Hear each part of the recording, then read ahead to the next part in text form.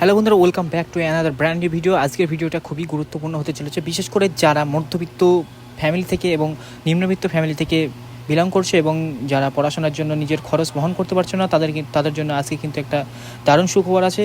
বন্ধুরা, অবশ্যই ভিডিওটি তোমরা দেখতে থাকো এবং আমার চ্যানেলে যারা নতুন আসছো আজকে অবশ্যই চ্যানেলটিকে সাবস্ক্রাইব করে দেবেন এরকম ইন্টারেস্টিং ভিডিও পাওয়ার জন্য। তো বন্ধুরা, বেশি দেরি না করে চলো শুরু করা যাক।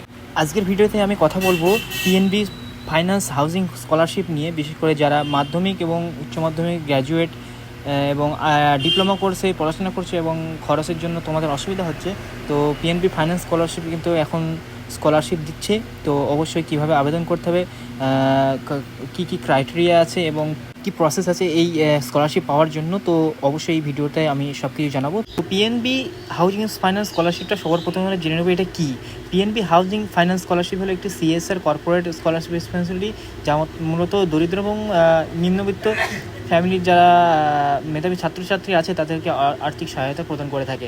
এটা কোনো গভর্নমেন্ট স্কলারশিপ নয়, এটা সম্পূর্ণ একটি প্রাইভেট স্কলারশিপ। তো এই স্কলারশিপের প্রধান লক্ষ্য হলো কোনো মেধাবী ছাত্রছাত্রীর, গরিব দুস্থ ছাত্রছাত্রীর স্বপ্নের পথে যেন কোনো রকম অর্থ বাধা হয়ে না দাঁড়ায়, সেই জন্যই এই স্কলারশিপটাকে চালু করেছে।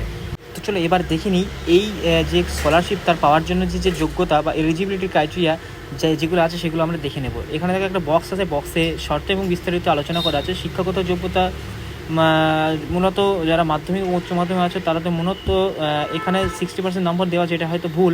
85% নাম্বার পাওয়াটা মাস্ট আছে এবং বার্ষিক আয় মোটামুটি সর্বোচ্চ 3 লাখের উপরে যেন না যায়।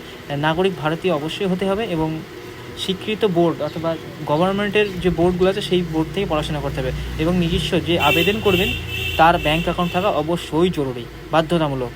এবার আমরা দেখবো যে স্কলারশিপের যে টাকার অঙ্ক সেটা ঠিক কত টাকা হয়ে থাকে। আমরা সবার প্রথমে এখানে দেখতে পাচ্ছি বক্সের মধ্যে নবম এবং দশম শ্রেণীর জন্য এখানে 10,000 টাকা সাহায্য করা হয়েছে এবং 11 এবং 12-এর জন্য বা আইটিআইয়ের জন্য 12,500 টাকা। ডিপ্লোমা কোর্স যারা করে থাকবে তারা কিন্তু 25,000 টাকা পাবে এবং স্নাতক, বিটেক, এমটেক যেসব কোর্সগুলো আছে সেই কোর্সে কিন্তু তারা 30,000 টাকা পেয়ে থাকে এবং স্নাতকোত্তর অর্থাৎ পোস্ট গ্র্যাজুয়েট যারা করবে তাদের জন্য কিন্তু 40,000 টাকা এখানে ধার্য করেছে। দেখলাম এখানে আমাদের অ্যামাউন্টের পরিমাণটা ঠিক কত টাকা করে ধার্য করা হয়েছে। এবার আমরা দেখবো যে আবেদন পদ্ধতিটা ঠিক কীভাবে কী আবেদন করা যেতে পারে। সবার প্রথমে যে বিদ্যাভারতীর পোর্টাল আছে সেই পোর্টালে আমাদের যেতে হবে।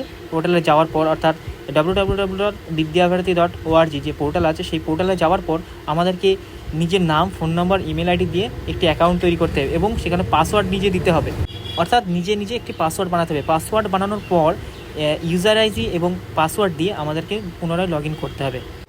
লগ ইন করার পর যা চাইবে সব কিছু ফিল আপ করতে হবে এবং ফিল আপ করার পর প্রয়োজনীয় ডকুমেন্টসগুলো পিডিএফ আকারে আপলোড করতে হবে এবং সমস্ত তথ্য আপলোড করার পর ভালোভাবে সেটাকে সাবমিট করার আগে দেখে নিতে হবে। এবার আমরা জেনে নেব যে প্রয়োজনীয় ডকুমেন্টসগুলো ঠিক কী লেগে থাকে।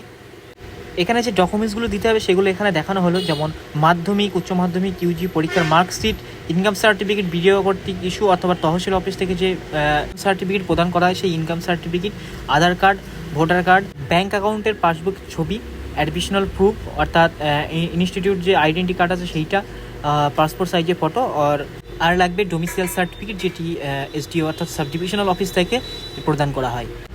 এবার আমরা জেনে নেব স্কলারশিপের আবেদনের শেষ তারিখ কবে।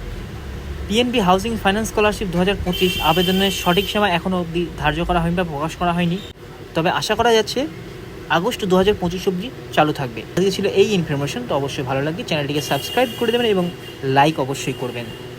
ধন্যবাদ।